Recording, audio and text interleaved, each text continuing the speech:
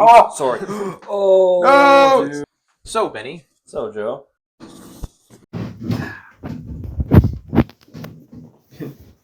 Okay. We good? Yeah, we good. Yeah, alright. Audio syncing. That was probably bad because you clapped multiple times. Okay. Audio syncing purposes.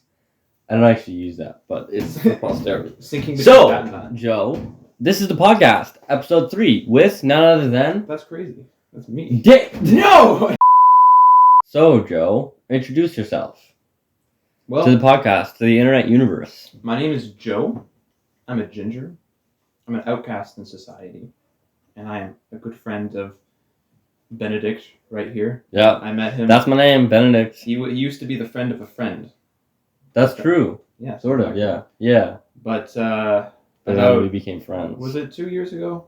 We don't need to go through our history of our I friendship. don't know. I don't want to go through it in depth, but You sufficiently introduced Okay, yourself, fine. in my humble It's opinion. me. I'm Joe.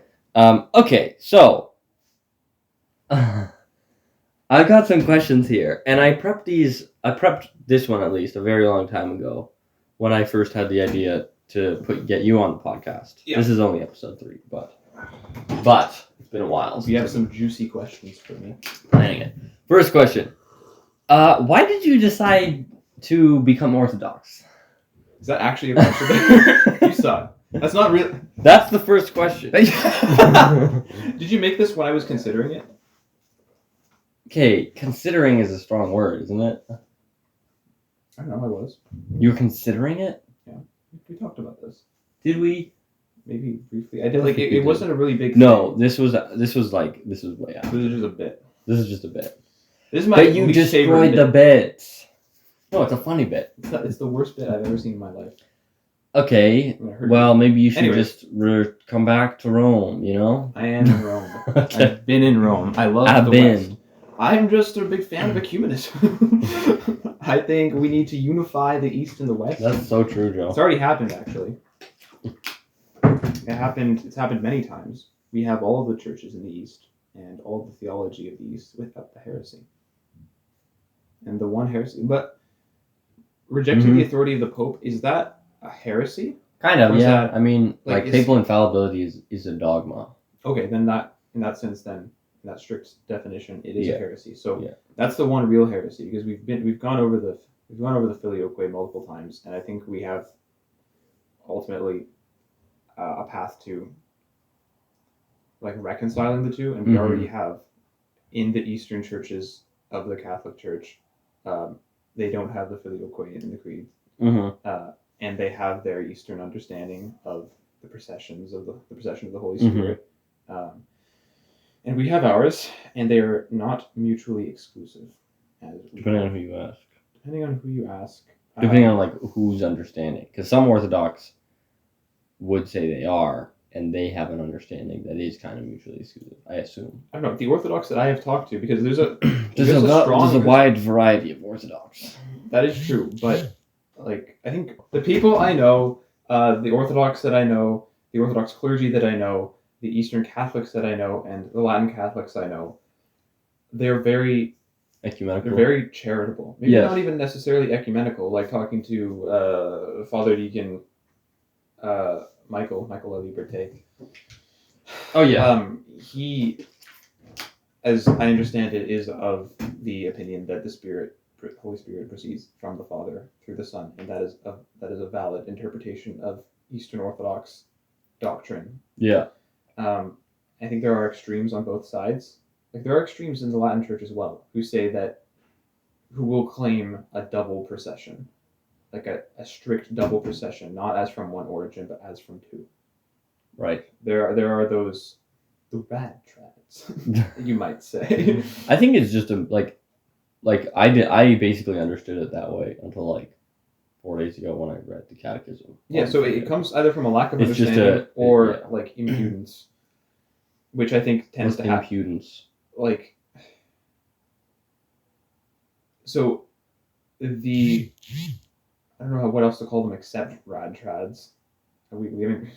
You hate the term. You hate the term rad trads in general, but the traditionalists that really lean on the traditionalism of the Catholic Church as their primary thing, and traditionalism lowercase t, although they would claim that it's uppercase t. They want so much distinction from the East that they're rigid. They're rigid in the most negative sense. Right. And they will stick to this unfounded untruth. Yes. And the same goes for the rad trads on the Orthodox side. Yes. They have those as well. But I am trying to think about this podcast and how I'm trying to figure this out. I feel like we should shift the conversation from like church politics to other things because I don't like talking about that. Well, no, I don't not like talking about it. I don't want to talk about it on the podcast that much. Okay. So, but I did. This is more, I did ask for it. You want this to be like almost a written record, of audio-visual record of your psychological musings. Not just that. It's supposed to be a conversation and it's supposed to be interesting, but I don't want it to be heavily like contentious. Kind of. Yeah. And also like it's obviously we're going to talk about things that are relatively deep because that's kind of how our conversations normally go. Yeah. And like with Ronan's podcast, the whole last like 20 minutes was just talking about what a good person is, and we were going pretty deep with that. Yeah. But it's not like that's the goal of the podcast per se. That can fulfill the goal, but that's not the goal per se. It's just conversation. So anyways. Well, when you start off with why are you Orthodox, I don't really know. I know. I walked into that. Okay, here's the next question then. So I've been told that if you press your eyes like this, it's like you're getting high, and I've been told that that this comes from you.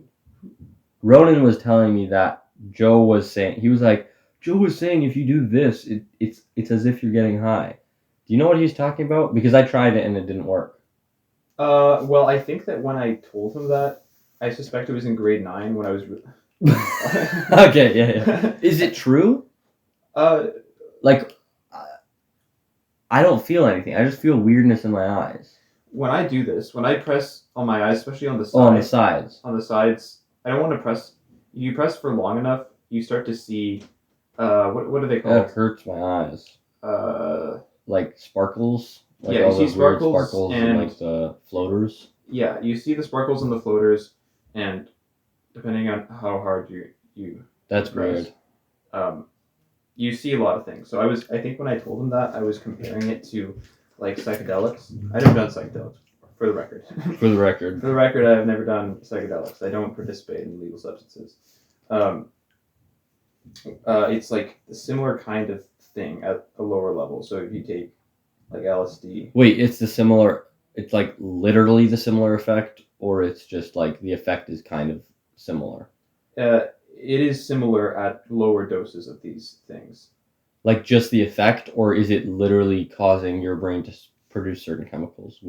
No, but like we don't really know how LSD and those other things actually cause these visual. They don't call them hallucinations because a hallucination implies that you think it's real. But people that are on these substances, they know it's not real. Right. So it's I don't know, audio-visual effects.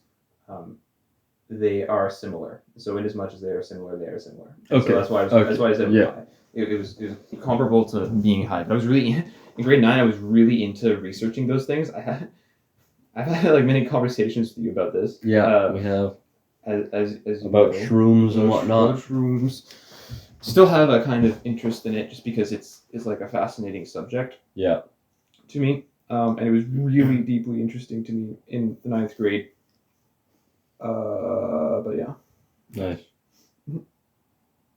Okay. Do you have any special questions? Do I have any special questions for you? Yeah. If not, maybe I should have prepared something. No, it's okay. Here's a question: do you like school? Ooh, that's spicy. It is a spicy question.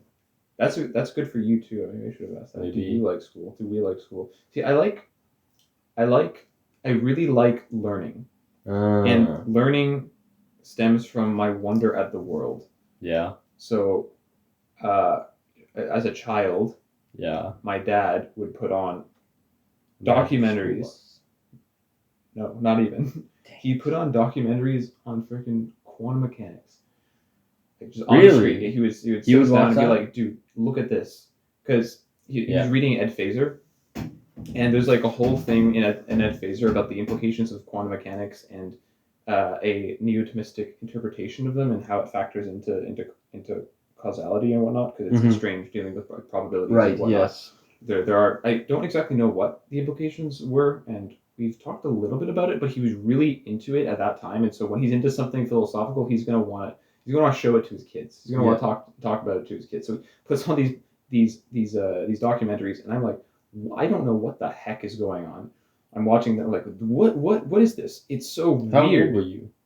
I would have been like 10. Oh wow. Okay. Yeah, I would have been like 10 when he was doing this. Quantum I mean, he did this all the time. They put on space documentaries from Nova. I remember it was Nova. Yeah. And they're saying like quantum entanglement, quantum teleportation.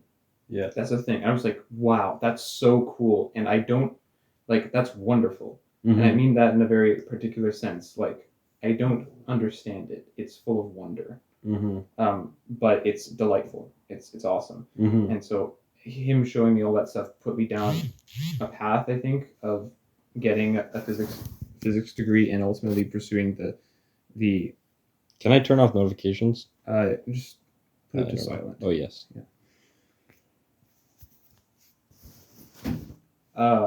Since then, I looked at the world around me and I found it exceptionally beautiful and well ordered. Indeed. Going on walks, just even going on walks in the park or talking about these things with people. I love talking about it, about science and the world of philosophy because it's wonderful.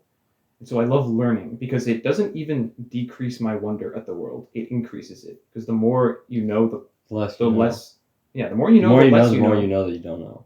The more you know, the more you know that you don't know everything. You can't even begin to fathom everything. There's always more to uncover, more mysteries to explore. And so in that sense, I love school because it goes into that. On the other hand,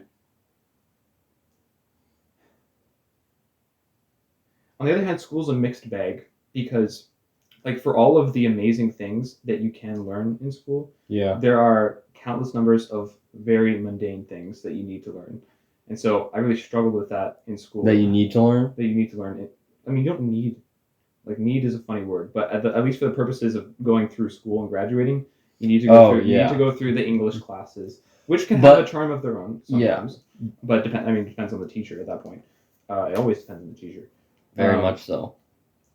At this point, since I'm in university, school is even more of a mixed bag because, like, the more I get into physics, the more complex and almost incomprehensible it becomes, and the more I need to engage my mind in it. Yeah. And like I wanted to do that so much in high school. It's like I just want to go to university and study all of these things. Like primarily, I want all my classes to be physics and math, but that's hard. It's actually really hard. Yeah. And in a way, it was easier to have a wonder at the world in high school because those classes that would tap into that part of me were few and far between. You have your math class, you'd have your science class, then you'd have your English class, you'd have your civics and careers class, all these things that are like, I need to know this stuff, but I don't really have the same kind of pleasure and enjoyment out of them as I do in those other things. But they're buffers because they're not very difficult. It's not super difficult to do those classes. They're just a little bit less interesting. So I'm like, I want to learn. Do you think math? Did you say math was like part of the good stuff? Yeah, math is definitely the good stuff. Okay, yeah. Math. The good stuff. Math is the order to my chaos. Because we use math in physics as the primary language for explaining these mysteries in the universe, and it retains its mystery, but it's wonderfully predictable. So the world functions on rules, and those rules do not disallow for chaos and the wonderful variety that you see in the world and the universe. Even if at its core everything can be explained by order, chaos theory says that like there isn't almost an infinite amount of precision you need in certain fields to accurately, like in the weather. Weather is the biggest example of chaos theory in effect. You need to know everything, but you can't ever know the position of velocity of everything because of the Heisenberg uncertainty principle. And that thing doesn't make any sense to me. Heisenberg uncertainty principle? Yeah, like you can't like. Is it quantum? It is quantum. Okay, well, who cares then? Like, is a molecule quantum? If you can calculate the velocity and velocity and location of a particular molecule and all the molecules and atoms, then you've got it. Obviously, you can't do that, but if you can, Sure, right? but you can fundamentally. But I thought it's just quantum. You said. Yeah, but that scales up. Those effects have a compounding That's effect at so larger weird. scales. When you have trillions of these particles together, even if at a macro level they are predictable, Yeah. at a micro level and over time, these differences add up into things that we would never expect, and that's weather. And so that's why you see there's like an 80% chance of precipitation on this day. They can never say we're absolutely having this on that day because they don't. Sometimes, but not really. It is fairly accurate, but they can't take the knowledge that they have about the world right now and extrapolate a year from now because they don't have all the variables. Right. Where was I going with this? Hang on. I'm gonna adjust the camera a little so then I can recline because my back is getting sore. I'm still in frame. Great. You were talking about when you have a bunch of physics courses in university, it's like different. It is different. There's still a lot of wonder to be had. Yeah. But it's hard because there are so many details. There's so many details, so many things to keep track of. Right. That in getting bogged down in the details, it makes it difficult to have those feelings of wonder. But I mean, less difficult actually than in high school. But at the same time, you get those eureka moments while you're doing your physics questions, where it all clicks, and then it's like, yeah. Like how would I describe it? It's like a eureka moment. Like picture a black screen in your mind, right? Picture a black screen in your mind, and you have all these wavy colors floating around, and then they don't really connect very well, these lines. But then when they do connect, it's like everything brightens up. You see. It's like you see when the screensaver DVD is bouncing around and then it finally hits the corner. Yeah, except when it hits the corner, it's like an explosion of color and light and understanding, and it's like it's almost euphoric. Unification of meaning. Yes. Yeah. Unification of meaning. So I think school is so worth it, in as much as it allows for those realizations. Yeah. And that's learning. So I love learning. Yeah. School makes it hard sometimes to experience those things. I can't ever say that school is not worth it and that I don't love it. Right. Do you think of the stuff that you it's like you just have to get through it and it's more boring? Do you think that's necessary for those kind of eureka moments to happen? Or do you think it's just necessary insofar as the university requires it? Because there is a certain sense in which there is a lot of work you have to get through and it sucks and whatever, but it's kind of through that is the way by which you achieve understanding. You know what I mean? Yeah, well, as humans, as individual persons, we're never going to have the same love for everything as we do for particular things.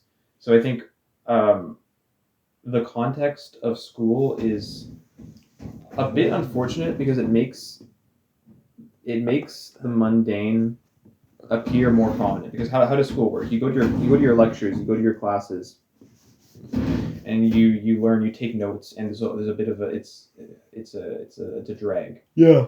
And then you have to get out. You go out of class, and you have to sit down, and you have to write down everything. You have to do your projects. You have to do your assignments. Yeah. And that can be both stressful and tedious. Yes. At times. So I think that it's not entirely necessary for learning to be facilitated by the university system or by the school system. Right. But it's the best thing that we have so far. Yeah. And if you're gonna get kind of the same amount of joy out of it all the time, first of all, I don't think that's possible at all. Yeah. In general, but to maximize that requires a very particular context. And like those important physicists, Albert Einstein, Heisenberg,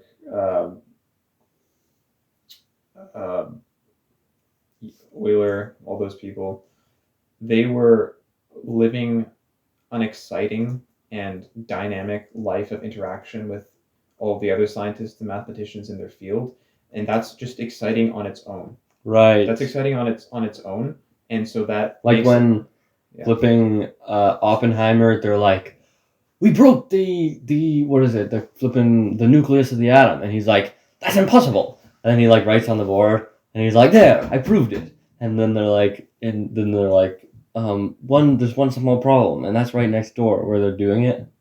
That kind of thing is so cool, you know? Yeah, it is. So that like the academic environment, when you get past the slums of trying to get to that point, it's a life unto its own.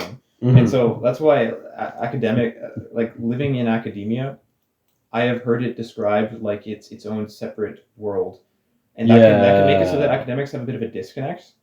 Yeah. At its worst between their own world and the world that most people experience. Yeah. Because it's just a different kind of thing. It's like its own micro society. Your entire life is surrounded by. That's kind of the awesome thing about it, though. That is the awesome thing about it. It can lead to that negative. There's always a pro and con to everything. Yeah. But that's the awesome thing about it. And that kind of context is where people that go into the university system for the purpose of learning primarily, they want to end up there. Right. They want to end up in a context where they can have continual discussion and debate and learning among others that wish to learn. Yes. Okay. Here's a little wrench that I'll try to throw into that. Please do. What about when I think of like the problems with academia, the first kind of idea that comes to mind with me is I think about like people just doing it for like the kind of like fame and their own, what's the term, like a false sense of grandeur, vainglory, no prominence. Prominence. What's the term? Your like the way people perceive you. What's that word? Well, they won't. Your reputation, like just like building up a reputation for the sake of building up a reputation, or like like putting out like academic articles and stuff that isn't actually primarily for like truth. It's just for like the sake of putting them out and then becoming famous or rich and whatnot and all that. So how do you like guard against that? Or like intellectual discussion for the sake of intellectual discussion. What do you mean by that? Because I don't think intellectual discussion for its own sake is a bad thing. Okay, yeah. What I'm getting at is like, so like when you're talking to someone, or like say you're doing like philosophy or something, and they like the main thing that they're doing is basically like almost casting doubt on any truth claims you say. So like you'll say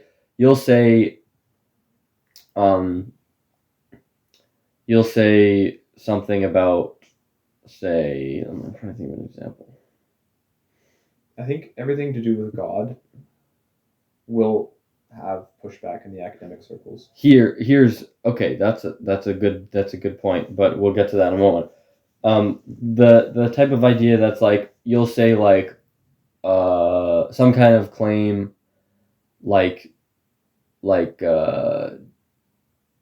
or like someone will say like the objection, like if a tree falls in the forest and no one's there to hear it, did it really happen? Like is perception required for an event to be real? Is reality dependent on perception? And the way that people sometimes ask those questions is almost as if like the conversation stops there. So they'll just say it almost rhetorically. But then the point of philosophy is to take in those questions and then to answer them and then to find truth through all that. But I feel like a lot of times people just kind of view it as just like I guess ultimately like a gotcha.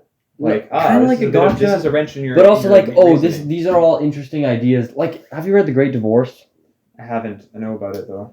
Read The Great Divorce. I know. There's this character in it who's like, he's like. So do you know the premise of it? It's There's all these people in the gray town, which it will ultimately be hell, but they get on this bus to like go to like this middle place where these people from heaven, which is like these mountains, they come down and they converse with them. And this guy, he's talking about how he's going up to see if he can like get together more intellectual people to discuss philosophy and stuff. This is in Greytown? Yeah. And so he goes on the bus, but then he ends up deciding to leave, to go back instead of staying, because So like basically the pursuit of knowledge didn't actually have any final end. It was just for the sake of the pursuit, I guess. So like his idea of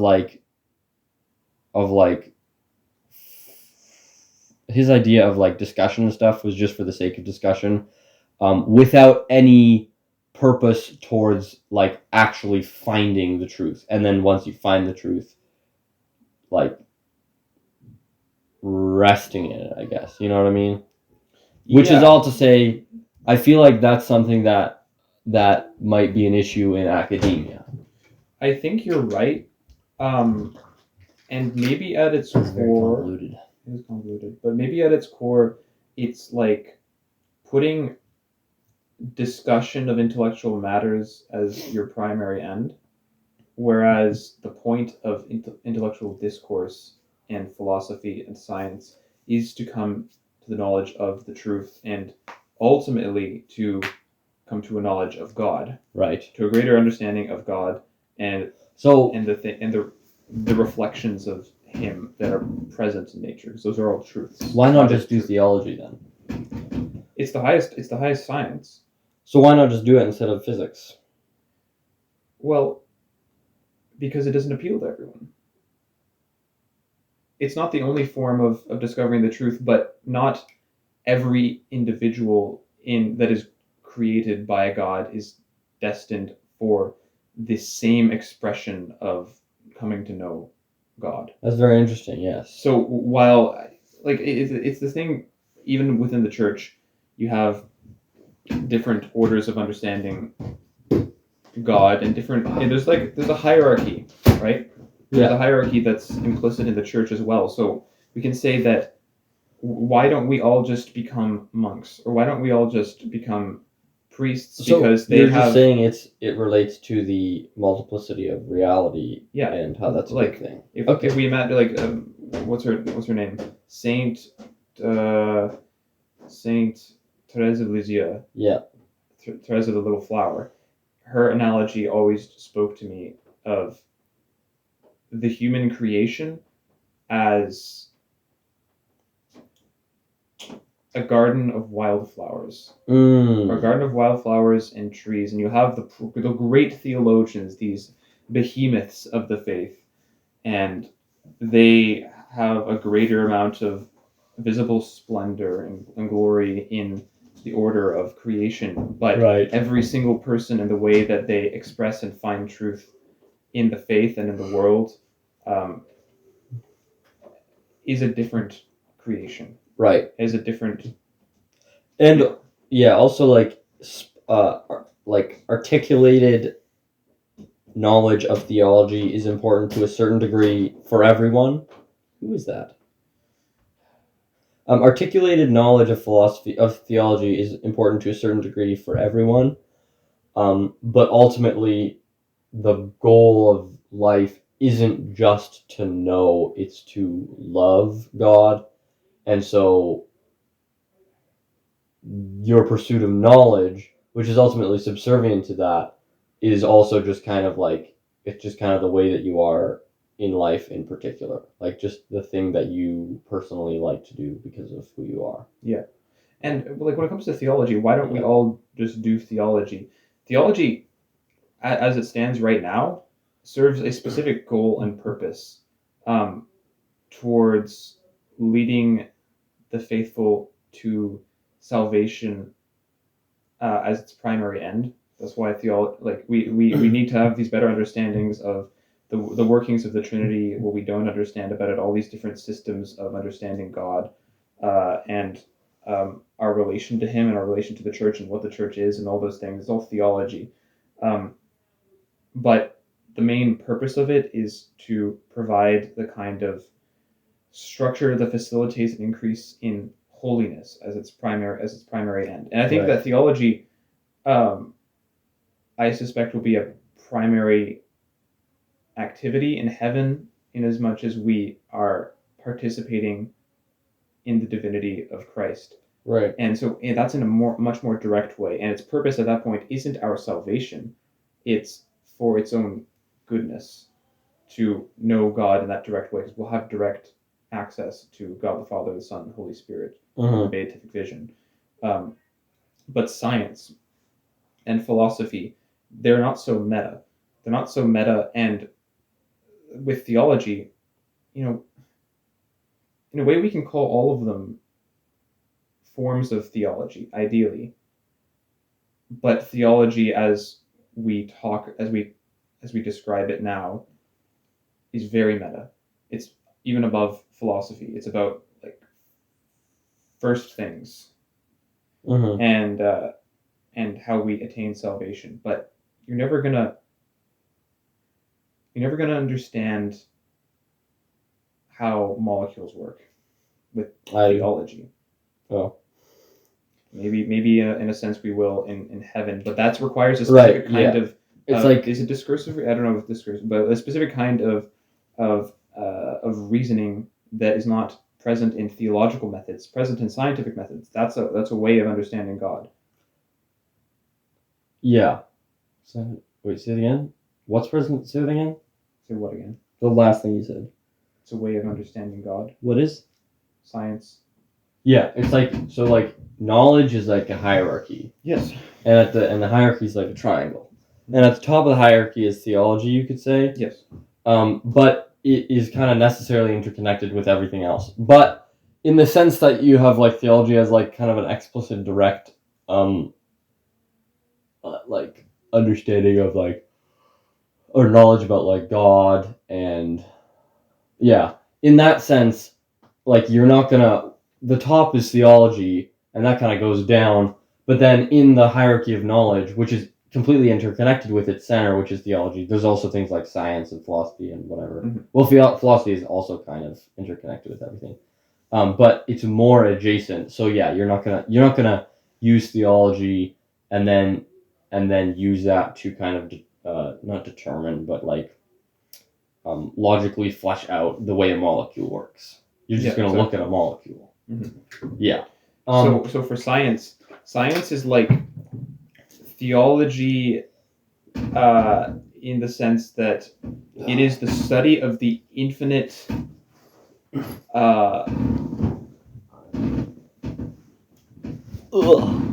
expression of the image of God in the world.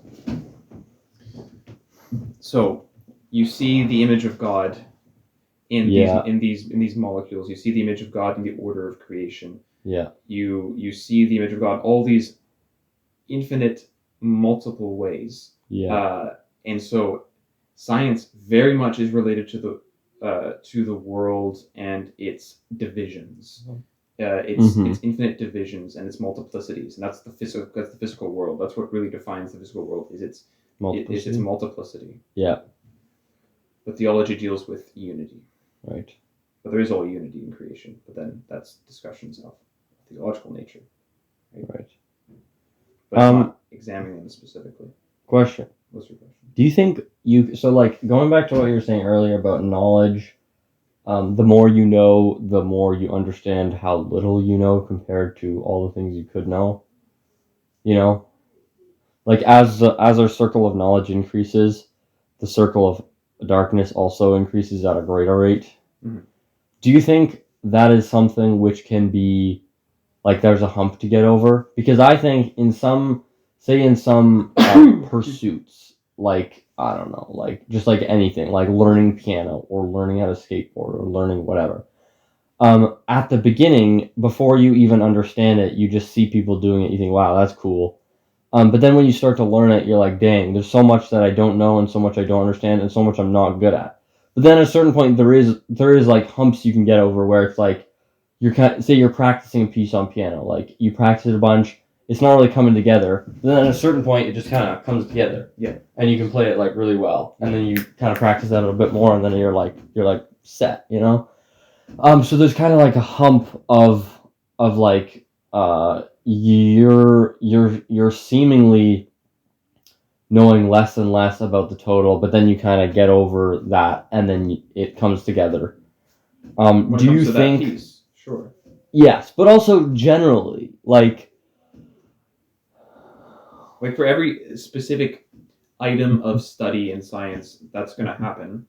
Whoa, hang on though, hang on. Don't apply to science yet, because I think like with something like piano or like learning something like that, like learning a skill, it's like microscopic in the sense of like a particular piece, but I think it's also macroscopic in the sense like, you can in the sense that generally you can learn certain pieces, but then as you learn more and more difficult pieces, it can become like that as well, where it's like you kind of, there's a certain finality which you can achieve. So in the same way that there's a microscopic way and a macroscopic way, do you think that can also apply to knowledge generally, such that our knowledge generally of the universe, say through time and through history, will be a hump as well? Like we'll be able to finally start gaining more knowledge than the amount of knowledge that we are not losing, but like the percentage of the percentage of what we know we don't know versus what we know, the ratio is gonna start going the other direction. Do you think so? You don't think so? And I don't think so because I think that the ratio is non-existent. It's the ratio between any real number and infinity. Because I don't think that there is a limit to how much can be discovered and known. You don't think there's a limit as to how much can be discovered? So I don't think that the darkness of our knowledge will ever be less in proportion to our actual knowledge as a species. I think. Figured it out. Okay, so here's what I think. So if you think about like knowledge in a given person's lifetime, it's like they can learn stuff, but also they're limited to like what people know at that time in the universe, right? Sure.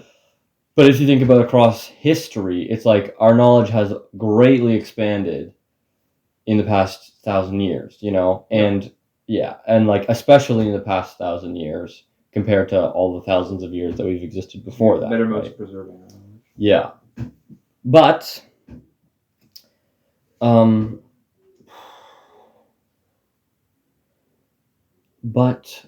oh yeah, if you think about, say, like the exploration of the world, right? The world at first, like you could like go like explore like new like islands and stuff, or like continents. You know what I mean? Yeah. Which maybe your society of humanity hadn't known about before, right? But then at a certain point, like the exploration of like Earth is kind of complete, you know? Yeah. But there's also a certain sense in which the exploration of the Earth is by no means complete. For example, say like the ocean, you know, there's so much about the ocean that we know we don't know about, you know what I mean? Okay. But also just like knowledge about how the Earth in itself functions in all of its microscopic ways. And so in that sense, like in a macroscopic way, we kind of have completed our knowledge. But also in a certain way, our knowledge can keep going hypothetically indefinitely, say. And there's also like, okay, you can explore space and stuff, but that's a lot more difficult. So where was I going with this? Oh yeah. So you're saying you don't think we'll ever know? You don't think our knowledge will ever start uh, getting closer to completion in a certain sense? No. You don't think I that? don't think that's possible. I think maybe there's two senses, and one sense you're right, and another sense there is some form of completion. Because like in a certain sense, like if you analogize it, say to like heaven, like we'll constantly be learning about the divine nature in heaven more and more, right? Correct. Okay. Oh, man, that's so weird. Um, so in a certain sense, because the divine is infinite, our knowledge is always going to be indefinitely increasing. But our knowledge, in a certain sense, will also be completed in heaven compared to on earth, right? Because there will be a perfect synchronicity of our knowledge, which we don't have right now, right? Okay. Do you agree? I agree, but I don't think I would call that complete. I would say like we are in our.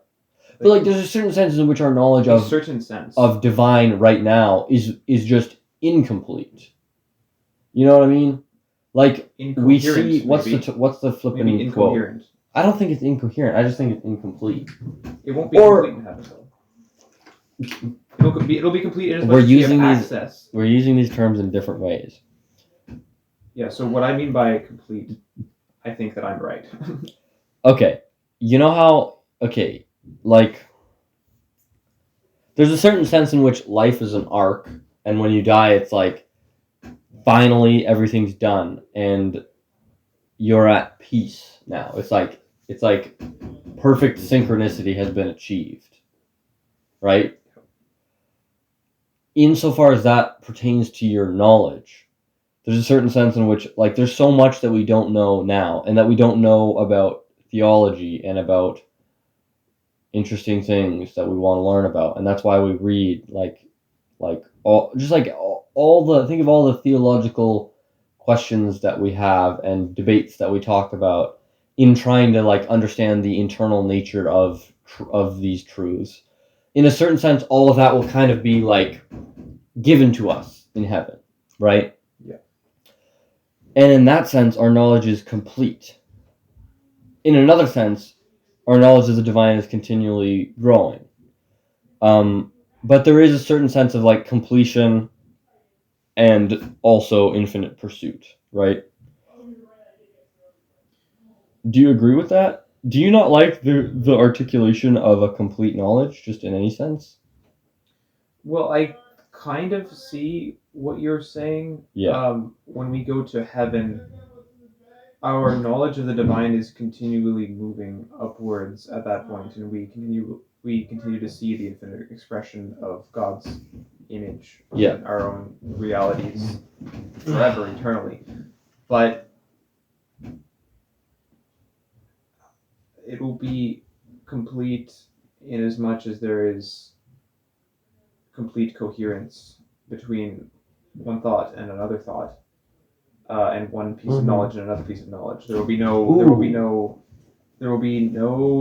I don't think debate. I guess on matters. Yeah. No more trying to it's not like no more fighting for our own personal incomplete understandings of things. So, like with knowledge right now, it's like you kind of have your own internal like map, and then when another piece of knowledge is like thrown into it, like a new piece of chaos, a new an outsider kind of piece of knowledge is thrown into it, you are confronted by something that you don't understand, and so what you're supposed to do is integrate it, right? And one response might be to shun it, which is not the right response, but properly integrating it takes time. So in a certain sense, there won't be any of that in heaven. There won't be like something that is like new that you don't understand at all, and you kind of have to restructure your understanding to that. It's more like just like any new piece of knowledge is just kind of like immediately crystallized into your map. True, it's factored in properly. It's into a knowledge map that is perfect. Maybe that's it. Our our map of knowledge and our mode of understanding things is perfectly ordered and perfectly mapped out and complete. And so that is complete. And so for every piece of knowledge that we gain about the divine nature um, is factored into its proper place almost immediately. And I mean, that's kind of an opinion. Like, I don't know exactly, of course, we don't know. We don't know exactly how we will understand. Right. It's not exactly, we have no experience of it. But even like, we can see glimpses of it in the writings of the mystics, the way they explain or try to explain, although they say they fail countless times, the truths about God that he reveals to them in his mystical uh, experiences that he gives to them. Right. But there is an intuitive understanding and placement of knowledge within their hearts and mind and body that is almost inexplicable now. Yes, I was about to ask you that. Do you think so? Like, there's a certain sense in which we can have like knowledge, like the mystics say, can have knowledge about the divine that is kind of like they internally understand it in a certain way, in a certain sense, and they kind of intuit it. That's beyond words. Do you think ultimately that knowledge is in itself beyond words, or do you think it's just because of the incongruity between their ability to articulate and the truth that they've seen? I think it's beyond human words and human expression. I think that our mode of communication in heaven will allow for a proper communication of ideas. Okay, so you don't think it's intrinsically inarticulable? I think it's intrinsically inarticulable as long as we are here present, because we use words as a way of explaining our inner life and our thoughts in a time-like manner, through discursive reasoning, which is the lowest form of reasoning. At least that's what's discursive reasoning? So we come to knowledge from one point to the next, and the way we explain that, we have to provide contexts and almost build a map for the person we're trying to explain it to. Yeah. But in heaven, because we all will have that map perfectly ordered, right. Any kind of communication that we will have with each other will not require that kind of discursive reasoning of one thing to the next thing to the next thing to the next thing to build a map for that person. Because that's how we explain things to each other. Yeah. But we won't need to do that. And so I don't know what language will be like, but it won't be like how language is like here. Do you know what that all means, Joe? It means in heaven there will be no podcast. No! It's over when we die. It's over. There will be no podcast. No podcast the podcast ends in 80 years. Actually, 200. I'm going to be alive for a long time, Joe. Oh, wow, really? No. Okay. I don't know. You're not going to be alive for a long time? I'm not going to be alive for a long time. Do you think you would want, if you could snap your fingers now such that you would live till you're 200, would you do it?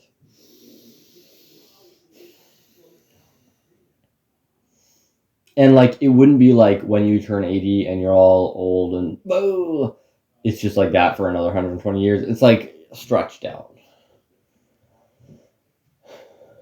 You know? Like, when you're 100, you're just going to be like a 50-year-old or something. If God's will allows for that, I see no reason. It's your choice through the snapping of your fingers. And it wouldn't be a bad choice. Like, it wouldn't be like, I'm doing this and... Well, no. I mean... God gave you the choice. 5, 4, snap your fingers, or not. 3, 2, 1, 0.5, no. 0. You wouldn't. I wouldn't. I would leave it up. I'd leave it in God's hands. Okay. And like that, if I could snap my fingers, that's a very particular circumstance that like can't really happen. But you know, medical technology increases. If you could snap your fingers such that medical technology would increase, in your lifetime, such that you could live till you're 200, would you snap your fingers? Sure. Oh, okay. Do you think that'll happen? But what about in the Bible where it says that, what does it say? We live till 120 maximum? Someone lived past 120. Well, that's why they died. God cursed them. No. Well, I don't like. I think it's kind of tricky because senescence, that's like cellular aging, is a very tricky thing. Learn to reverse that. It's not that hard. But maybe it is. We don't know. But if it is reversible, then sure, great, cool. But okay, so say it's reversible. I don't know. That would be cool. These are some strange hypotheticals that I don't know if they're actually possible. Yeah. Assuming they are possible, I see no reason why we couldn't implement that. I think we are at a point of inflection in the universe. Do you know what I mean by that? Point of inflection. Like, things are changing. You know, in graphs, points of inflection, where the slope, where the change in the slope changes from positive to negative or vice versa. We're at like a point of inflection in like the universe. Okay. And I think we especially are like on top of that point because of how old we are. Oh, point of inflection like in graphs. Yeah. So like, Yeah. So like there's a certain sense in which now is like everything's changing so fast in the world right now. And that is accelerating, kind of.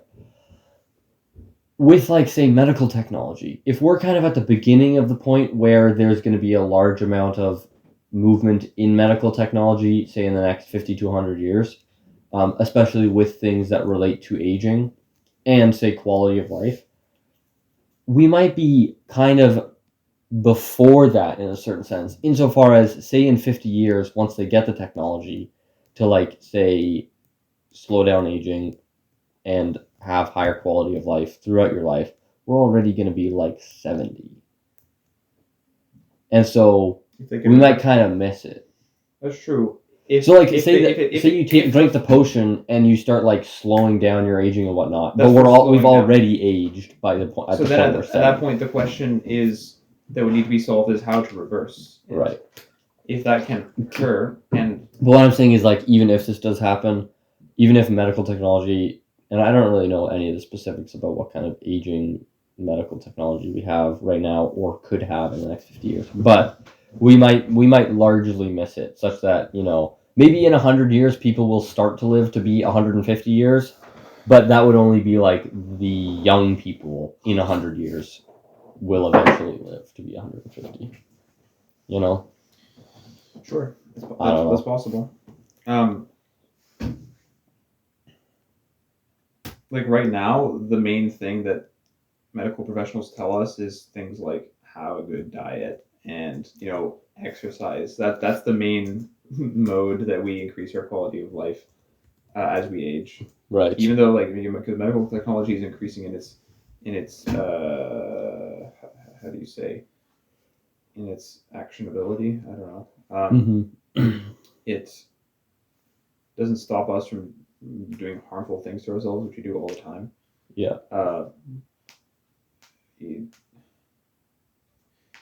My sense is that we will never get to a point where we can reverse it. I don't think we will. Or I don't know, but yeah, like I don't think we can get to a point where like people will live to like 1,000 years. Yeah, I think like in principle, perhaps, but I also do feel like there is an inbuilt, age of death and dying, and point by which we have exhausted ourselves in this life and require the rest of God. Yeah, and I think that living for thousands of years it would be very good for us. Yeah, like mentally, you have to like carry that much memory, and like we can't maybe Neuralink will help with that. But I think so. Like I think hypothetically, we might be able to like make it so basically everyone lives to like say 100 or 150 or maybe 200 years. You know. Mm-hmm. Notwithstanding, you know, a car crash, etc. But I also think that when it goes to something like 1,000, my internal like reason for saying that that's not going to happen probably not ever going to happen is more of like a religious understanding. That's mine as well. Yeah, and not that it's like you know explicitly not that I'm taking the Bible's understanding of like God 120. as like a literal type of thing, but more just like I don't think that's gonna happen in the what's the term, the not the economy, but the something of salvation. What's the term? Plan of salvation. I don't think that's gonna happen in the universe. Probably. Yeah, I suspect that it's not really. Because at that point, you're basically just reversing aging. Yeah. I assume, unless you can. If you can get to 1,000, yeah, no, unless Because it's like so, 200, 200, yeah. If that's just like really slow aging, yeah, you could probably get to 200. But like flipping 1,000, that's like that would at that point it would basically either be like you've effectively stopped aging or you've got a guy in a box for 800 of those years. You know what I mean? Like you just like keep him in his little crypto sleep. You know? Yeah. Also, I think that like all this progression in medical technology and how the world is going is sort of trying to create a replica in a way of the life of Adam and Eve Mm-hmm. pre Apple. Apple. And I suspect that's not going to go well Yeah. because of who we are. Do you know what's weird? So like hypothetically, a human being could like a human being existing for 1,000 years isn't impossible right now because human beings have frozen embryos have existed for like 60 years, and there are some frozen embryos of people from 60 years ago who are like babies now. So that human being is already 60 years old, but they're like a baby. Isn't that insane? That is kind of crazy. I actually don't know how common or if that actually has happened, but I'm pretty sure. I don't remember who I was. I think I was talking to my dad about it, or I just read something online about that. That's like wild, because like that. It's like Aang from Avatar. Like he's 112, and that seems so ridiculous, but also like that's technically possible. That's technically a thing right now. I don't know about 100, but like, because I don't know when that technology developed. However, I think a big part of what makes the material universe what it is time, and the effect of time on the universe as a whole is disorder in its information, disorder in its contents. Say it again. So, what about time? The effect of time on the universe is an increase in disorder in its contents, a losing of usable information and action. And so you can keep this organism, this embryo alive for 60 years in stasis. Yeah. But over time, no matter what, it's going to move from order to disorder, and so there's going to be an increase in aberrations in its code, or otherwise. That's why we age in the first place. Because we move from order to disorder. Well, here's the thing: like there is a certain sense in which that is kind of a rule of the universe that's kind of universally applicable, but also in regard to its absolute application, that's kind of like the whole system, though. That's like the law of thermodynamics, whatever. True, but we've never seen a case. We've never seen a case, even at the micro level, and I say micro in comparison to the whole scope of the universe. So, like for us individuals, or for other creatures, or for other things like that, there's never been a case where those creatures and their bodies haven't moved from order to disorder. Actually. Well, here's what I was getting at though. Like, you can have microsystems which gain energy over time, like the Earth. Like the Earth is gaining energy from the sun. Well, I don't know. Like I think technically it loses a bit of weight each year, very very minimally or something. Probably a bug. But like with regard, like I don't think it's impossible to say that like you can freeze an embryo for literally 1,000 years, and so long as you don't have some kind of accident or like world war that blows it up, you could have it exist for that long and then have that embryo like implanted or something, and then they grow. Like I don't think you could say that's like technically impossible because they would degenerate, you know? I mean, maybe there is some principle that would make it so after 1,000 years, like that is that is impossible. The natural course of things is for living things is to increase in their disorder.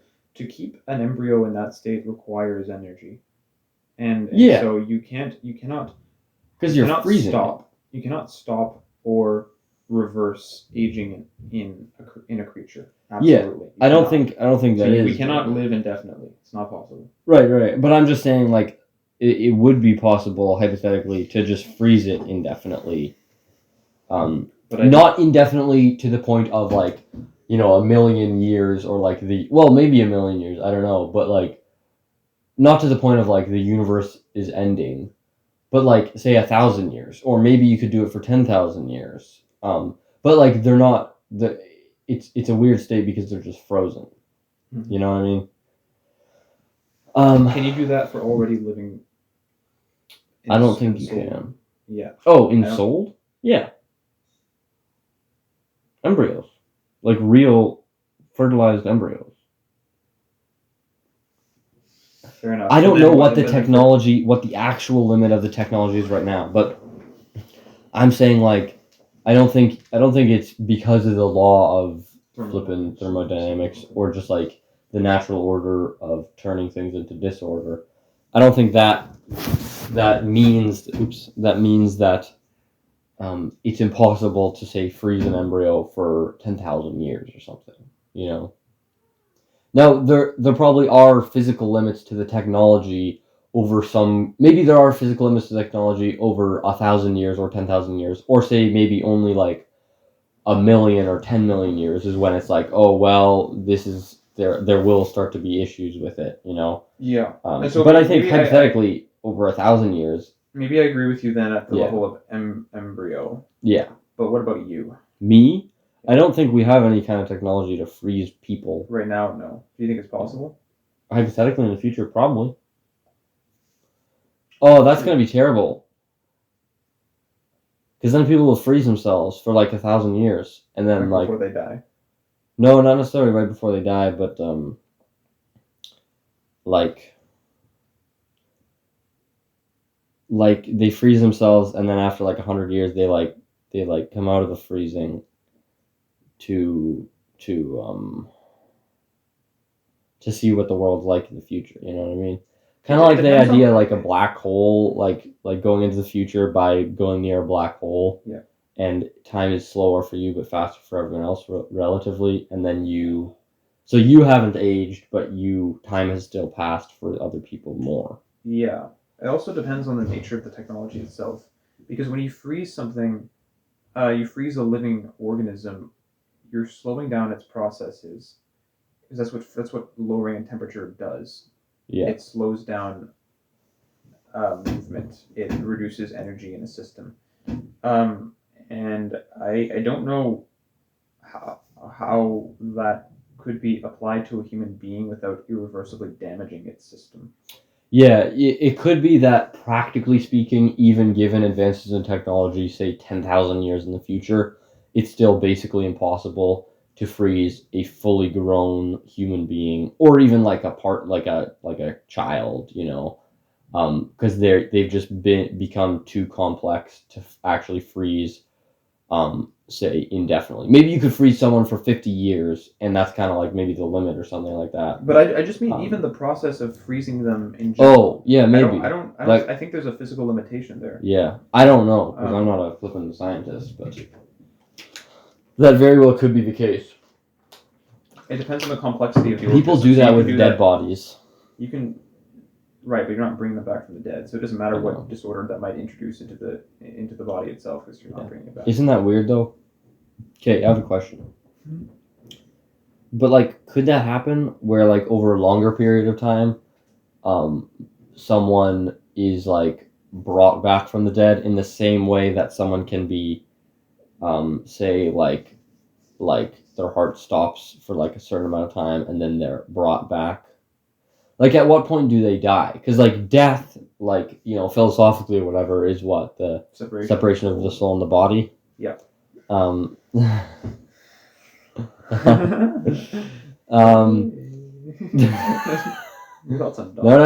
Sorry. The separation of the soul from the body. So like, but how do we know when that happens? We I guess don't. the argument is that we just don't know. So But we we never assume when someone's like dead, that it has happened. Yeah, and I don't think you could bring that creature back. Yeah. Like, because the judgment has happened. You can make a dogmatic case against it. The judgment of the soul has happened, and that's not going to happen again. Like they can't return from that. There would be nothing animating it. It would be like a machine. Even if you could make its processes work, it wouldn't be life. You can make it. I don't think you could make its processes work because the soul is the unifying factor, which is the thing which makes its processes work in unification with but I'm each saying other. that Like you could maybe make Benny, their circulatory system run, but that doesn't mean that all their cells will start working again. You know. That's true, but I think that you could even make all the cells start working again, but it wouldn't work on its own. Would they talk? Like, would you be able to talk to this creature? No, I don't think you could because. Would it blink? Sure. That's so weird. It is very weird, very creepy. Maybe hypothetically, but I think it might depend on the philosophical distinction. I don't think technology could do that. I think it. No, you're wrong, Joe. I just mean the distinction between life and non-life, philosophically speaking. So we say that it has its own principle of action within itself. So you're saying it wouldn't be alive? It wouldn't be alive because anything that would make it move would be machines outside of it. Sure, yeah. And that would just definitionally make it unalive. Yeah. So in the same way that like you could make a machine spark its neurons so that it would make it blink, or even make it act very similar, like doing this and blinking. They've already done it with the dog head. Wait, what? They've made a dog head like bark, like you can click a bark button and then it barks. Well, they made it blink. They made it blink. Okay. Yeah. Exactly. Yeah. Ugh, that was a creepy experiment. This is creepy. But like the point is that you would it's like a lawnmower engine. Like you rev it up and then it starts going on itself. That wouldn't happen because it's not being re-ensouled. Yeah. What do you think? When do you think? So like you know how identical twins, there's a single embryo at first. Yeah. And then it splits. Mm-hmm. When do you think ensoulment occurs in that? No freaking clue. I don't know. But like ensoulment has to occur initially with the single embryo. So say Bob exists. Wait, I have a question. Right? Yeah. Does the church define when the moment of ensoulment happens? Like in relation to, I think it's fertilization. Is that true? Or well, is it more true. like we say that it? I feel like the ensoulment of it exists in potentia, and so that's the reason why it has the dignity that it does. But we cannot point to a single moment when it happens. That's why the fathers and like Augustine would say that we don't know necessarily when it happens exactly. So you can make an argument for abortion at that point. But we say that's not the case because it is potentially and absolutely insoluble at some point, and we can't. Well, see, the potentially insoluble part of it would just be basically like the immorality of that type of abortion would just be insofar as it's a contraception, right? Yeah. But my understanding is that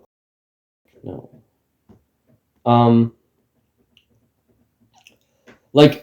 The moment of fertilization, I don't know if that's I don't know if biologically that's a moment per se, because it might take a certain amount of time, whether that's say like an hour or like 3 seconds, I don't know. But whenever fertilization does occur, at some point in that moment, I think would be when ensoulment occurs, because that's when it becomes what's the term? A human being, yeah, but like a the word isn't autonomous, but it's a distinct human being. Yeah. Okay. Your question about twins, though. Oh yeah. So but then when they separate, at that point there's now two souls, two human beings. Correct. So if Bob is the first one, and then it splits, is it like someone comes out of Bob and is now there's Bob and Joe? Sure. That's so weird. Yeah, that's probably what it is. It just would mean that ensoulment for Joe would happen at a different point than ensoulment for Bob. So the question is, one twin would be the original one. That's if we're talking about it in this scenario, but I think there are twins that happen where there's Non-identical twins. where there's two fertilizations. Yeah, that's non-identical. Like you wouldn't. Oh, be but for identical, like that could be like a boy and a girl, or it could be a boy and a boy who are just like. So in that case, it would be at the same time. So maybe for identical twins, there's still an older one, and we even do that anyways. The first one that comes out. Yeah. But what if it's the I'm the older. reverse? What if like the guy who's actually older is the one who you say is younger because they were born? We could definitely figure that out. We could definitely figure that out. That's some good meat. Wait, what? Figure what out? Figure out when who came first. like conceptually, Yeah. like I don't think you could. How do you track them? I don't know. Because when they split, then you'd have to. Also, you're not gonna. No, you couldn't do that. I think unless you were watching the whole time, just in case they split. In an immoral sense, I think it can already happen definitely for like in vitro fertilization. Oh wait. Well, if you split it yourself, yeah, but. No. I don't mean if you split it yourself, but if you fertilize the egg, right? Wait, how does in vitro fertilization work? I don't know. That's not. Okay, never mind. Next question. Okay. PG topics only. Yeah. You highlighted time. Don't look at my notes. I can't read it from here. What do you? No, I'm not gonna ask that question. Orthodox. Warhammer. What do you think about Warhammer? Why am I the one here? Where's our guest speaker? No. What is Warhammer? Is it a game? It's a game. It's a universe. Okay. It's like. Firstly, it's a tabletop game. Okay. Secondly, it's a video game? world. Video game? No. Secondly, it's a world. Thirdly, it's a video game. Oh, okay. Actually, maybe primarily it's a world. Secondly, a tabletop game. Those are weird things when there's say there's a game and then from the game is where the world comes from, but the world is like more important than the game. You know what I mean? Like I feel like I haven't played. Well, actually, but I feel like League of Legends. Like I don't know if it was originally a game, but I assume it's a game originally. Did you finish that game? No, not at all. Poopy head. But then there's like this whole world about it, and like that's kind of the thing people are like locked into. You know? Not true. No. I think for all of these, there are two factions. There's going to be the faction that prefers the game and sees that. Sure. So, like in Warhammer, James and Tim are the dichotomous key. Yeah. That's the terrible usage of that word. The dichotomy. They're the dichotomy where you have Timmy, who's primarily game focused, and the world is secondary. James has all these books. Never played the game. Right. He's lore first, and I'm lore first for League. Game never. Yeah. So. Right. That makes sense. Yeah. Okay. Well, what about the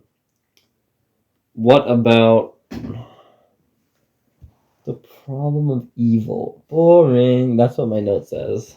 What do you think about time and motion, specifically angelic motion and its relation to change?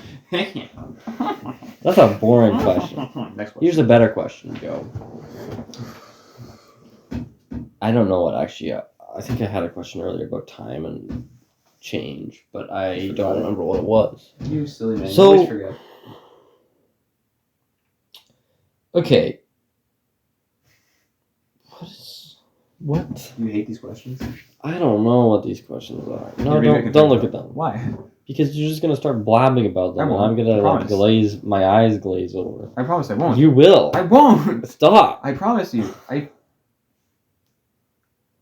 pinky promise. That's my index. It's my pinky. Dude, you can't do that. That's like pinky promises when you don't properly use your pinky is like a sacrilege. It's like when you do a sacrament but wrong.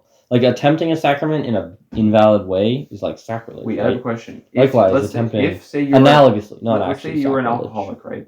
And if you where are you getting this from? Okay. And if you had any amount of wine, right? Bad news. And so when you do the consecration, you do the consecration with fruit juice and bread. What? What are you saying? Are you saying would that be a valid consecration? So fruit juice isn't valid matter? Well, it wouldn't. For obviously that the wouldn't be Eucharist. Obviously, that wouldn't become the Eucharist. but would the matter of the bread become the Eucharist, and the whole sacrament Okay. isn't invalidated because they used wine? So here's the thing. They used juice for the sake of the priest, who is an alcoholic. Or was an alcoholic. Tap, tap, tap, tap. Here's the thing. So, my understanding is that the words of the words of consecration, the words of institution, if you intend to do what the church does, could validly consecrate any matter, which is a valid matter. So, if you do the words of consecration over just bread, outside of the context of the Mass, I assume that it is valid. It's never permitted whatsoever to consecrate anything outside the context of Mass. Absolutely not forbidden. It's absolutely forbidden by canon law. Yep. Even in extreme circumstances.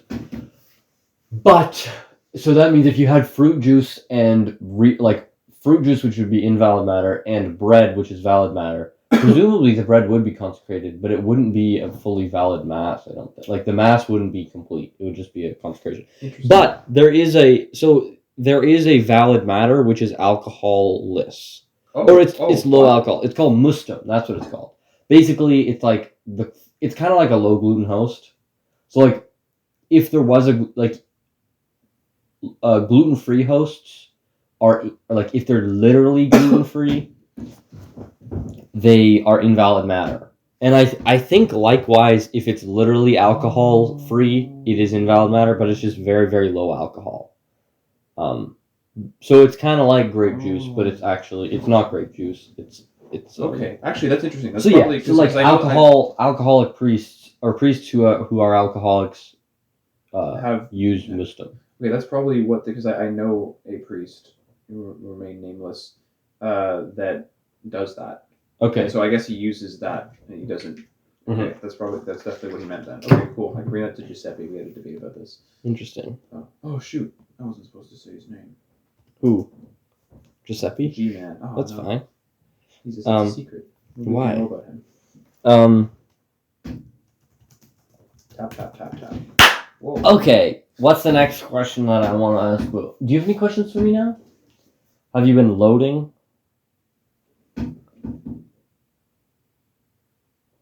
Are we recording? Yeah, we are. It's red. It was blue before. We're recording. It's fine. POV. Are you recording? We're not supposed okay. to be. What's a question you have for me? Put me on the spot. You know what's funny? We're both wearing our chutkeys. Always.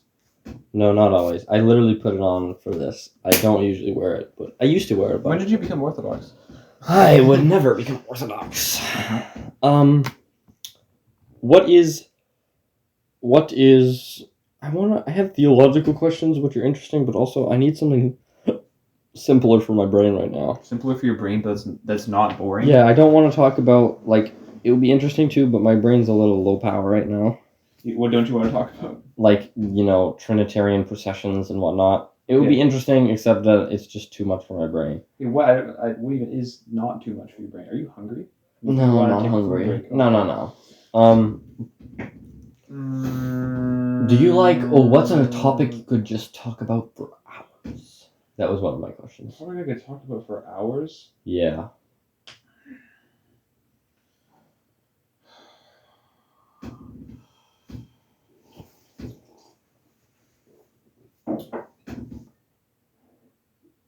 The psychology of trauma. The psychology of trauma? As of now, where's my guy? Where'd he go? Who? My boy. Oh no.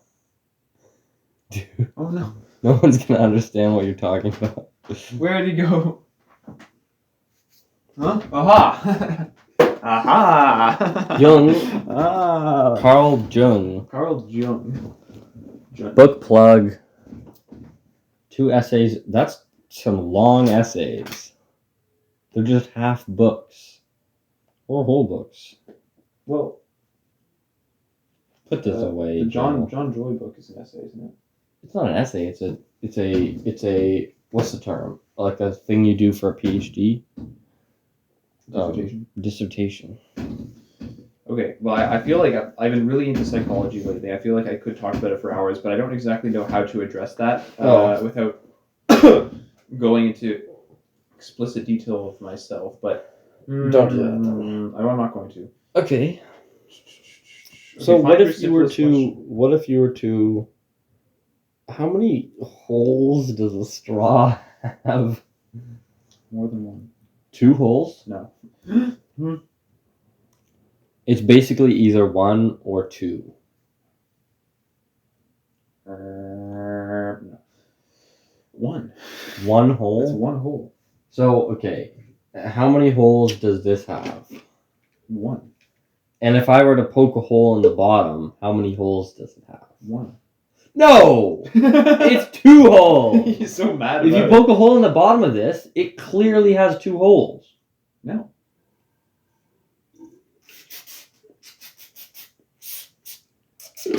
Actually, maybe it does, but I don't think it's because you poked a hole in there. It's because it's because the entryway is different one side from another.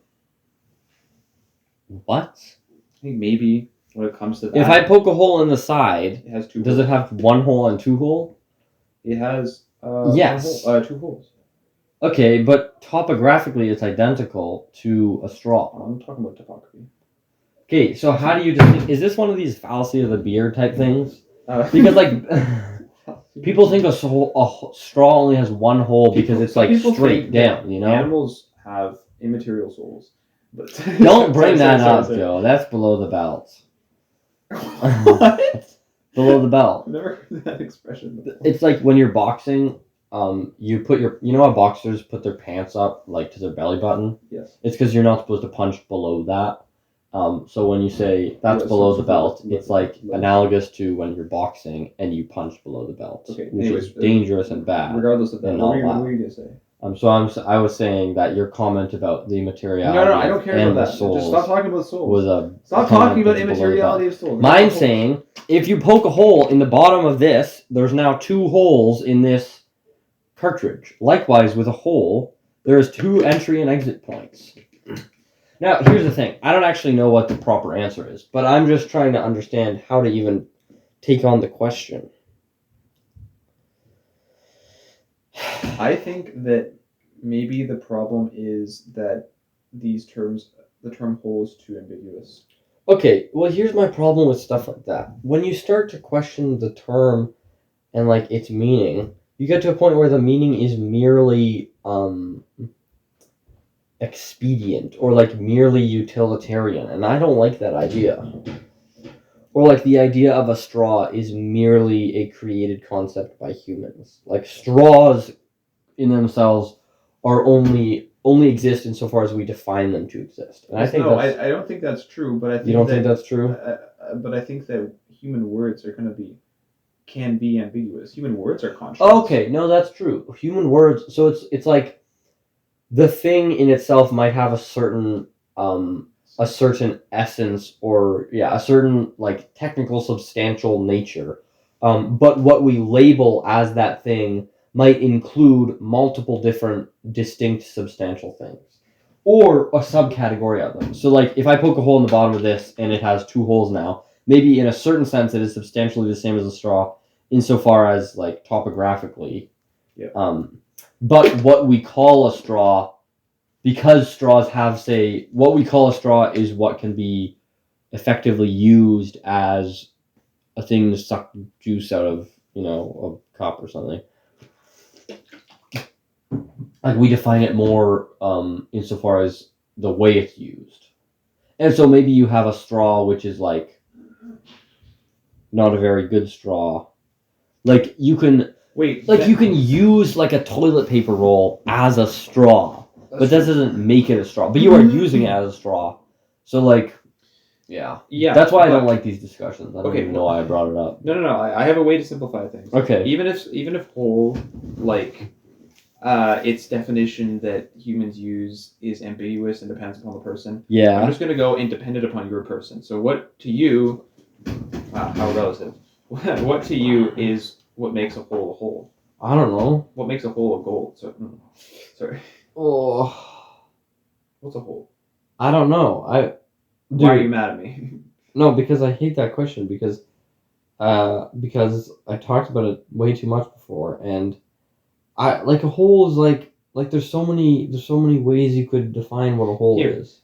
I know. And then you lead to so many contradictions in any way you just go. like don't look it up on the internet. Why not? No, let's just use that. Why not? It's a place with an entrance and an exit. Just do it. What is a hole? A hole? A hollow place in a solid body or surface.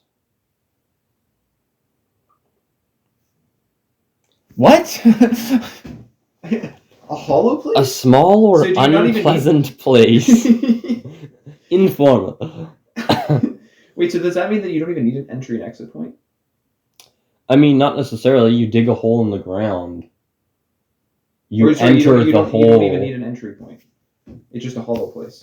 I guess. I don't know. That's such a cringe definition, man. Well, like, think about it. You dig a hole in the ground. Topographically, the ground hasn't changed at all. By topographically, I mean, like, I don't know what's going to show up here. Okay, that is not what I wanted. Wait. Yeah, you know what I mean? You're messing this up. That's such a true definition. A hole is just a hollow place. And so for a straw, it's one hole. There's one hollow place. If I think what you're calling Dude, look. One hollow place. Yes. No, there's two holes. No, because the hole, if I poked a hole in this, the hole will be where I poked it. It wouldn't be throughout this whole thing. Yes, I think it would. That's such a... See, okay. You're getting the flow of meaning wrong. Because clearly, just from your immediate perception, the inside of this isn't just a hole in a piece of plastic that hypothetically would be solid. Yeah. No, it's not. That's stupid. My definition changed when I read that. Now I know intuitively that's one hole. That's the dumbest thing. See, this is why I hate these discussions. Because you just run into how dumb everyone you know Here's are. a nice question. What are you reading these days? What am I reading? I'm reading a Harry Potter, actually. There you go. Yeah, see, that's a nice I love Harry Potter. Dude. So you're happy now. Talk about Harry Potter. You're like a genius right there.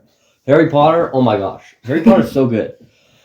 Harry Potter's actually the most evil. Just kidding, it's not evil. They use Latin. I'm on 5. I'm on book 5, Order of the Phoenix. Where are you at? I'm like a third of the way through. They just started spoiler alert, they just started their Dumbledore's Army little Isn't club. Harry so edgy in that book? He's so angry all the time. He is so angry. He's like going through puberty. Thickness of purity. Thickness? He's in the thickness of puberty. What does that mean? He's in the thick of it. He's in the thick of it. Yeah. He's like... But it's interesting because that's very intentional because like the author, or they note it. Like, because Hermione's always like, just stop being so angry. Stop biting our heads off whenever, you know what I mean? Can't believe that triggered a memory. I remember that exact quote. That's crazy. She says, could you please stop biting my head off? That's what she says to Harry. It's in like the first 3 chapters, right? No, that's in like chapter 8 or something. Oh. Although then again, I don't know. Could have been in the first. Probably said that too. Yeah, no, it's in chapter 8 because that was at Hogwarts, and the first like 8 chapters is not at Hogwarts, pre-Hogwarts. But anyway, Harry Potter. So good. Like, okay, this goes back to actually we were talking about Dostoevsky and Crime and Punishment. Yeah. I guess that was before the podcast. We started reading Crime and Punishment. I didn't finish it. And like I'm sure he's a great author and whatnot, and he's great at writing, insofar as like writing beautiful sentences or whatever. But also, like, it doesn't, me personally, it's not very striking to me. But, like, Harry Potter, like, the way she, like, flows around it, she, meaning the author, J.K. Rowling, flows through what she's trying to describe, it's so integrated and, like, understandable to me. Not only that, but it's, like, good hero's journey type stuff that has highs and lows. So you get respite from, it's not continual darkness. It's not like, your Dostoevsky, all the way to the darkness for a while, then finally at the end it's like that. And I'm sure if there is redemption, stuff, like that, and then like that. Yeah. So you get respite from in Crime and Punishment. If there is redemption, I'm sure like ultimately it is a great book to read because like I feel like in movies like The Truman Show, people hate it because, or some people. What? People don't hate it. When we watched it originally, my dad hated it because he just hated how basically everyone was trying to make him not know the truth about his existence. But like the whole point of it is that it's like one big arc. Like he like finally by the end he beats them basically, you know. And then he leaves. Like that's the whole point of it. The whole point is that it's one big arc. So in the same way, the deeper you go, the better the redemption. That I is guess. true, but it's a bit easier to do it with the Truman Show because Truman is ultimately kind of a likable and personable character. Oh, that's true. So I think that like maybe with Raskolnikov, his mind goes through the darkness, and that's going to drain your mind there. Right. Yeah. Too. And his mind is described in the book. It's not just watching someone in the Truman Show. It's ultimately like a psychological essay. Yeah, but here's the thing though. So maybe that would make it better, but also it's just easier and simpler to read something which has more highs and lows. They say that Dostoevsky is hard to read, and I think they're actually referring to that. They don't mean like it's hard to read because the sentences are weird and it's hard. Right. To understand. Yeah. It's hard to read because theology, it's difficult to read. Mm-hmm. It's tricky to read. Yeah. It's not like the first choice for people until you really get used to his prose. Yeah. So Harry Potter. Oh my god. Harry Potter. So I read the first like 3.5. Like what the heck was that? Just pulled your ear. Why? I don't know. Get a little biscuit. I read the first 3.5 of the fourth, like years ago, and now I'm actually listening to them on Audible. Not sponsored, but that would be great because I love Audible. And so I reread them. They're very each book is like more, like we talked about before. They kind of age with the reader in the sense that like book 1 and 2 whimsy are kind of like they're really good, but also like they're slightly less difficult to read. Like in the sense of like words, like I don't think I looked up a single word from those books, and including book 3 as well. Book 3 is kind of when the story, like the main story arc starts, I think.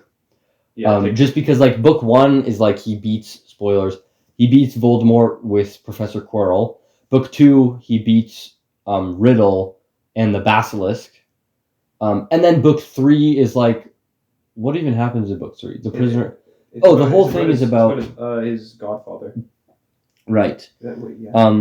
Yeah. Yeah. So there isn't like a big like defeating the bad guy moment per se. It's more just like figuring out what's up with Sirius Black and all that. And then by the end of it, he, Peter Pettigrew Wormtail escapes, and Sirius goes into hiding. So there's that. And then book 4 though. There is a continuation of the Sirius arc. Wait. And quick tangent. Yeah. Wait. What was the deal with book 2? I actually forget who was the main villain. Book 2, the main villain was Riddle. Tom Riddle. What? How was he? Was it the book? The book. Oh my gosh, I totally forgot. Draco Malfoy's dad gave the book to Ginny. Yeah. Secretly, and then she starts writing it as a journal, and then she gets controlled by Tom Riddle, who then gains like a corporeal form. Question. Through her. I don't know how much I can say, but how much have you watched the movies? I've watched the first 3. Okay, then never mind. Okay. And I've read the 4th and a third of the 5th book so far. I think the 4th is where the main story. The 4th is where the rubber hits the road because the 4th, spoilers, major spoilers. The 4th by the end, the end of the 4th. Well, first of all, the end of the 4th, one of the characters dies, and not just a side character, like a character. The 4th is the Goblet of Fire, and there's 4 contenders for that. Mm-hmm. One of those guys dies. Yeah. Like the Hogwarts guy dies. So you're like, that's crazy. And then also, right after that, I think I'm yelling too much. Voldemort comes back. Mm-hmm. Like he's like alive now again. He's corporeal. Yeah, he's corporeal, and he's getting all those people together. Mm-hmm. And then the 5th so far is basically just a continuation of that, and I assume the 6th and the 7th is just going to be where it finishes, obviously.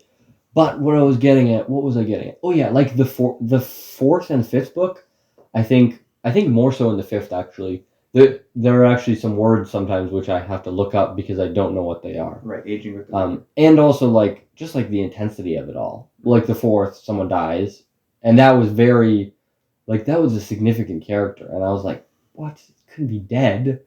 But he was. But then I don't know. It just seems more catered towards more mature audiences. And it continues that way, especially in terms of complexity. Like the complexity continues to heighten, and you understand like the curtain is pulled back in a lot of ways. Yeah. But the scope of the narrative increases quite a bit. Yeah. And the problems they deal with get a lot more complex. More complex and also more adult. Yes. Here's an interesting one. So you know the Death Eaters, they're the big bad guys who are Voldemort's inner circle, basically. Yeah.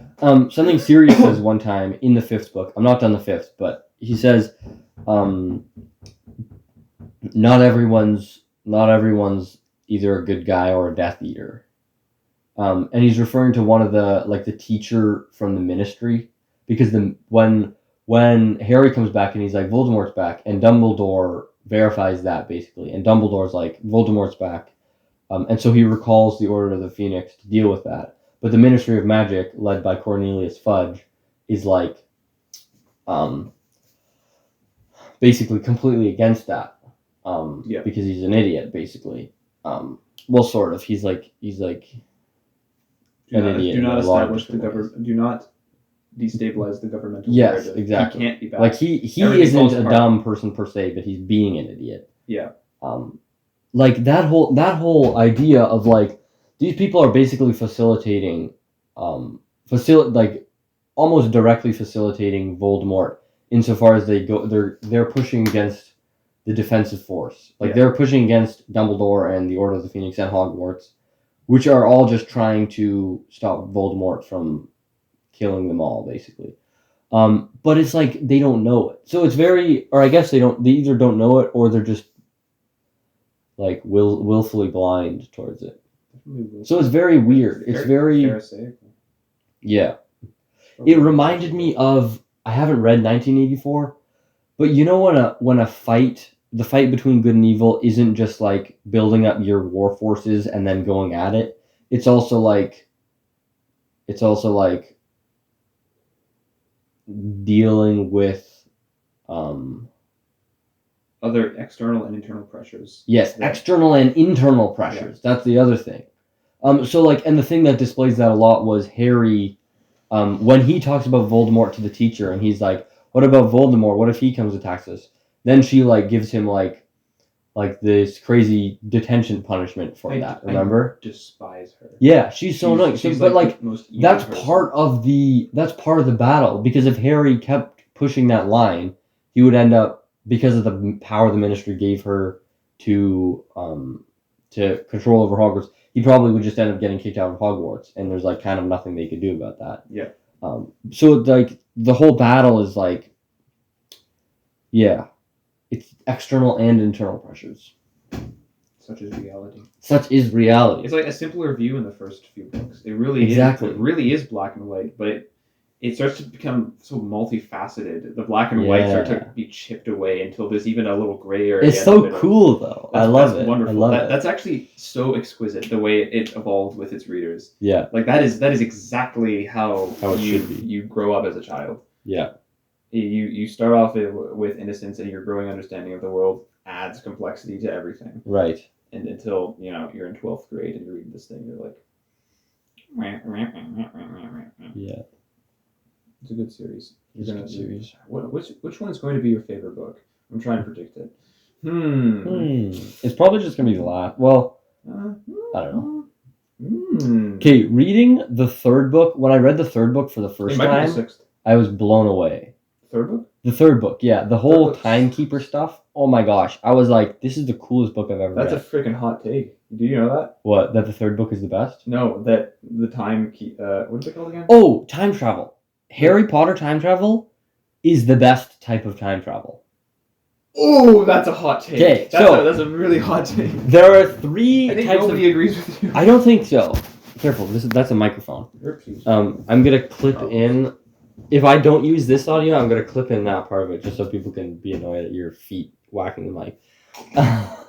So there's 3 types of time travel that I understand. Maybe you can add more. Okay.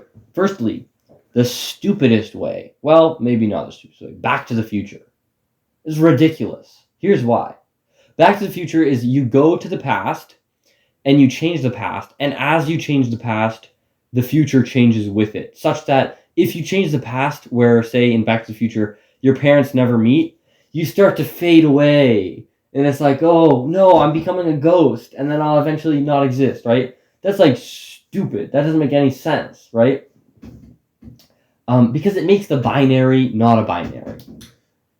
Yeah, also it's just entirely logically incoherent. Yeah, also you cannot go into the past and change it such that you don't exist. It's a great movie, whatever, blah, blah, blah, yeah, whatever. But time travel sucks. Then there's Avengers time travel, where basically the premise is... Time travel? Yes, basically the premise is, if you go to the past, you are not changing your timeline, or if you go to the past and you change what happens, one timeline goes into your future, and the other timeline splits, such that I guess there's just an infinite amount of timelines, right? Yep, multiverse is infinite. And the problem with that is that it's just like dumb. It doesn't really make sense. But also, I don't know. I guess that kind of makes sense, but it's kind of confusing because when you do what the Avengers did, where they go to, oh dang it, I'm picking my face again. Where they go to alternate timelines, and then they bring stuff back to change what happens in their timeline, in the present. I guess it could work. But then the thing is, they return the stones, say at 10:53 on whatever day, that's when they take the stone. Then when Captain America goes back, he's supposed to go back to 10:53 to return the stone at the same time, such that it effectively never left, right? Have they ever heard of chaos theory? How? Don't even get into chaos theory. How can you go back to the same time if it's a different timeline? You know? Wait, do I know what I meant by that? Oh, I think that in the context of the Avengers, I watched a bit more of that stuff afterwards. I don't really keep up with the MCU right now, but as far as I get it, it's like when they have these pictures of the multiverse, they have like all these lines, these glowing lines, and you have like lines splintering off, and those are like the different universes. But like when they go back into that single universe, they put the thing back. Those timelines merge again. See, if they merge again, then they weren't different timelines. But no, they're branching. What? They're branching timelines. They branch off from that. You go back, you change that, and it goes back.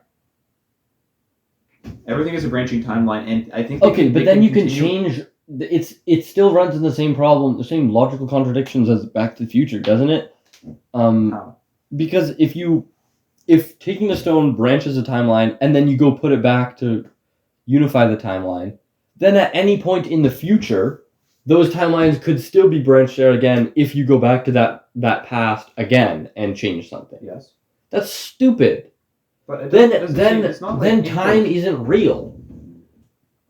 What do you mean? Because there's no necessary chronology of events. That is the implication. That's stupid. And do you know what's actually also stupid? If you change something in the timeline's branch, then now you have 2 timelines, you have 2 existences. Yes. You have 2 yous, which I think is ridiculous. Well, not 2 yous, but there's 2 Bennies. Yeah. You know, and I think that's dumb. I think it's like ridiculous. I don't think it is incoherent. I think it's dumb. I think it is dumb. I think it's really. Okay, and then there's Harry Potter time travel, where any change that you changed in the past has already occurred. Such that you're not changing the past, you're just fulfilling what has already come to pass. Is there any more types of time travel that we could go over? There is the type of time travel where I guess it's kind of similar to Harry Potter type, but I also think Harry Potter is less realistic than this case where you go back into the past and you actually can't change anything. Everything will line up in such a way as to lead up to the same events.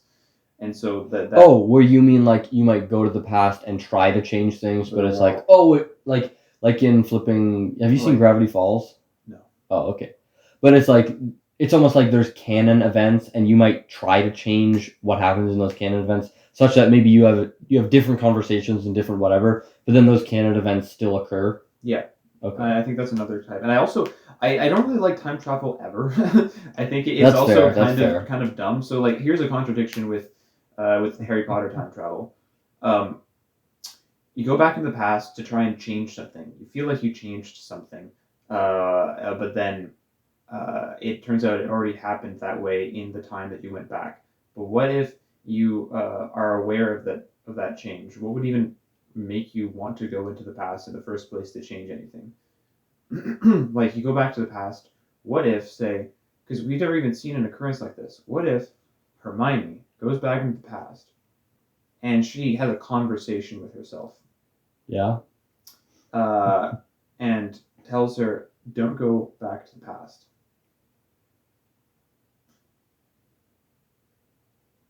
She just wouldn't have that conversation. Why would she have that conversation in the first place? I don't know. There is an assumption of action that might in a certain sense technically contradict free will, in the sense that like, oh, I'm gonna decide to go to the past and tell myself not to so that I don't. Yeah, you it's know? a contradiction. But you would have already had that conversation with yourself. So Then what if you chose to go against what they told you to do? then you would choose. There's nothing wrong with that. Um, You can choose to do or not do what your past self tells you to do or not do. Here's a funny idea. So you have like point A, and then you have a bunch of in time, and then you have point B. Point B, time travels back to point A. We have to stop. Why? Hey guys, Joe and Benny here. Unfortunately, due to unforeseen events, we had to cut the podcast a little bit short. That's okay. We'll be back for part 2 in the coming weeks, hopefully. I hope you Weeks. Sure. Yeah. Yeah, sure. Why not? Who knows? Yeah, who knows? Hope you all have a good day. This was Benny and Joe signing off. One day, people. One day you'll know.